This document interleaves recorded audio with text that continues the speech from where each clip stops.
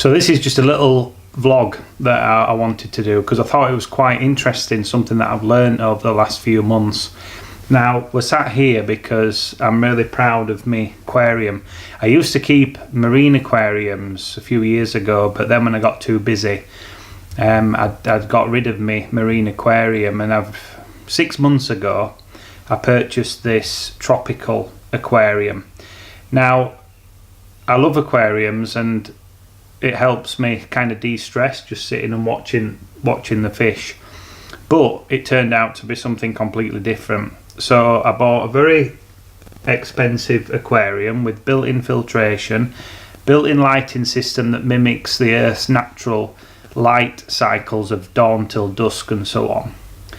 And then what else did I get? I got a CO cylinder so that I could feed the plants properly. I bought all the proper plant food, gravel, everything, and then I also got a reverse osmosis system to take all the toxins out of the water. So I did everything that I possibly could, but unfortunately when I'd set it up, the fish that I bought were dying. None of the plants were growing whatsoever. So I got an expert in to check everything. He redid the filters, redid the water. Over 2 or 3 months we completely stripped the tank out again and started from scratch.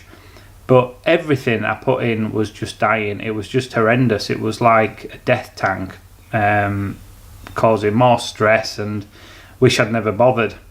Then I went to this aquarium place, and they said, I told them all about it, and they said it's probably your lighting. So I came back and adjusted the lighting. Still, that latest lot of plants and fish died. So I went back to them and he says, have you checked the hardness of the water? And I said, what do you mean? He says, well, your water might be quite soft. And he says, if you're using RO water, it could be even softer. So check it. So I bought this test kit for $7.99, testing water hardness. Out of a scale of between 3 and 8 that it should be, it wasn't even registering.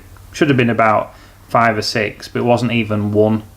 So the pH was completely wrong, something that I'd already tested, but I'd not used the hardness test, which is a little bit different. So they gave me some mineralization to increase the hardness of the water because the water was too soft. So that's the little pot that I got, and I've used most of that up in just for that one tank, and that just shows you how far off it was. But from going from this terrible death tank to putting that in, the next morning we got up and the plants that had been drooping were all suddenly upright, and those plants at the back were down here a few weeks ago, 2 or 3 weeks ago. Now they're growing out of the top of the tank. But what it made me think was how finely balanced things are, and if you get it just a little bit wrong, despite all the things that you're throwing at something, if there's one thing not quite right, you're not going to have success.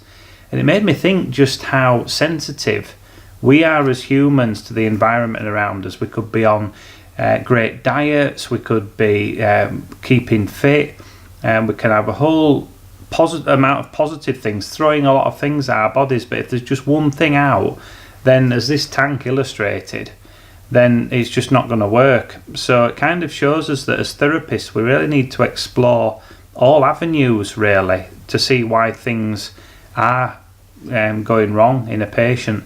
And then it also makes you think about, well, what about our oceans and rivers? What are we doing to these things? If there's just one thing out affecting the acidity or the hardness of water, then, you know, is anything going to thrive? So I just thought it was an interesting little lesson, certainly that I learned, and hopefully you can apply something that I've learned to help you become an even better therapist. So that's David Franklin, enjoying a revived fish tank, and hope that it's helped you and you've enjoyed it. Take care.